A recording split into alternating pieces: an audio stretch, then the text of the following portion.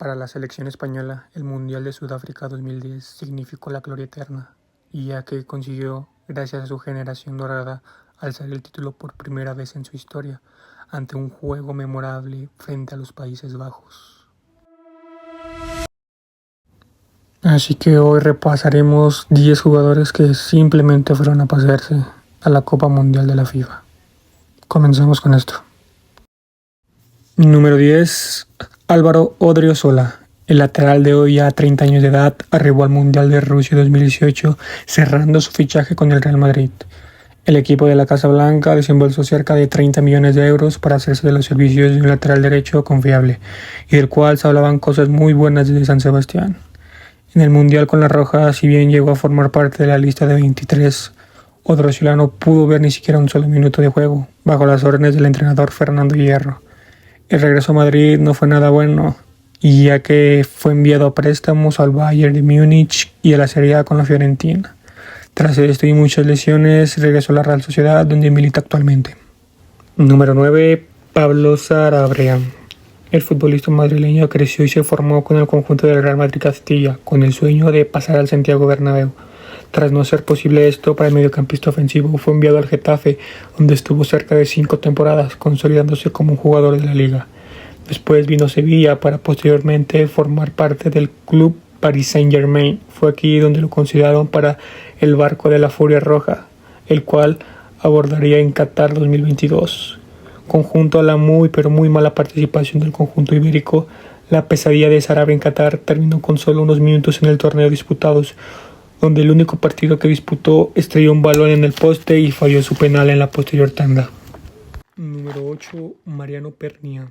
El argentino nacionalizado español fichó por el Getafe en el año 2005, donde se convirtió en uno de los defensas más goleadores en la historia de la Primera División española. Al obtener la nacionalidad española, fue convocado para la Roja. Para esto llegó el Mundial de Alemania 2006, donde entró en la lista preliminar. Para la suerte de Pernía, en la fase de preparación se lesionó Bachir del Horno, lo que derivó al llamado de Pernía. Si bien tuvo una decente participación jugando los 3 partidos, no lo podemos excluir de esta lista. Se retiró en el año 2011 y posteriormente inició su carrera automovilística. Número 7. David Albelda. Albelda debutó en el año de 1995 con el Valencia en la posición de mediocentro defensivo. Tras una gran temporada con el Valencia, en mayo de 2002, José Antonio Camacho lo incluyó en la lista final para Corea-Japón.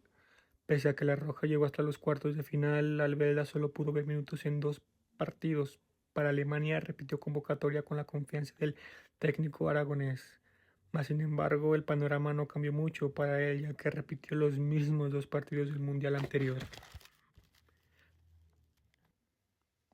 Número 6. Juan Antonio Pizzi. Pasamos con otro argentino nacionalizado español. Pizzi llegó a España en el año de 1991, de la mano del Tenerife, ocupando la posición de delantero.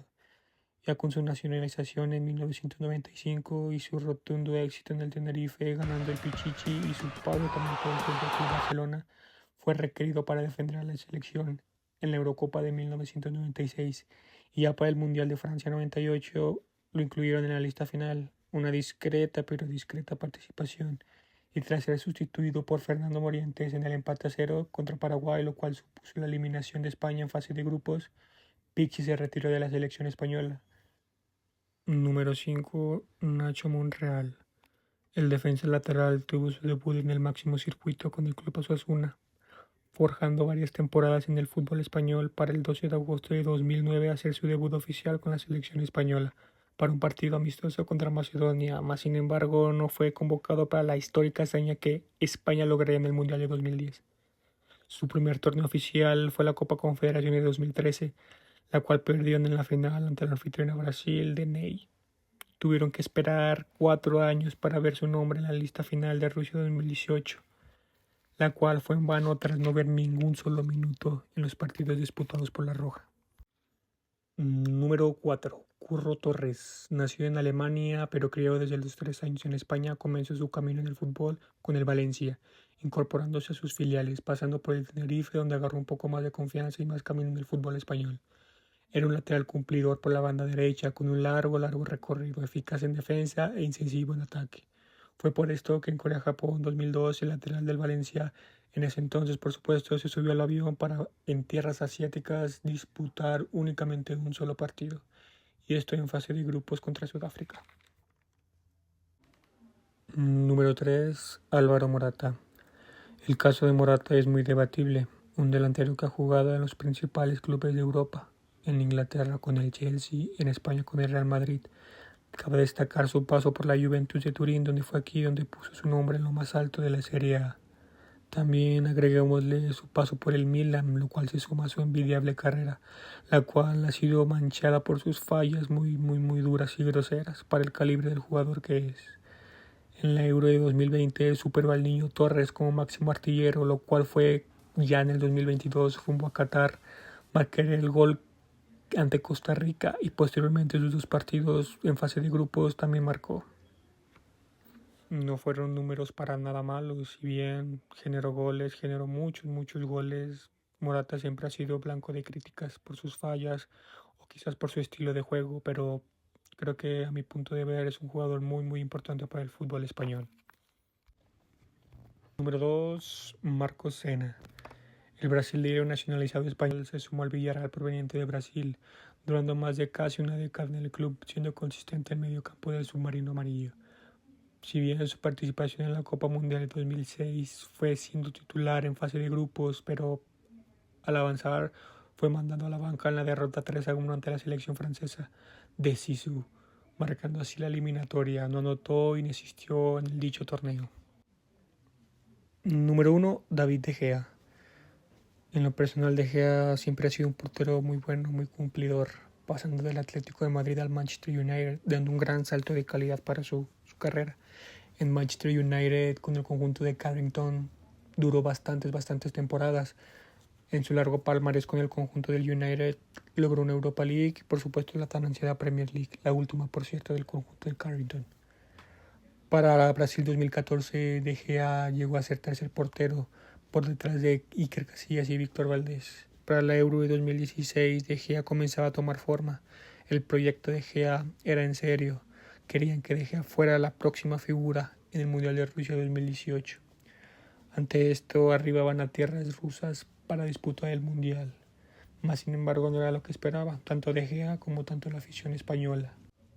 En uno de los partidos más memorables y más recordados en la historia del fútbol, España se enfrentaba a la selección portuguesa, comandada por CR7. Sí, el comandante Cristiano Ronaldo arribaba a Rusia con el sueño de levantar la Copa del Mundo, el mismo sueño que tenía España y David De Gea.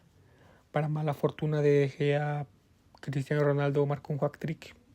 Nada fuera de lo normal, pero para esto De Gea cometía un error bastante grave, el cual de ir 2-1, gracias a este error que De Gea, un balón potente no pudo embuchacar bien, simplemente entró a la red y formó el 2-2, para posteriormente la remontada 3-3 y terminando un partido para el olvido para De Gea.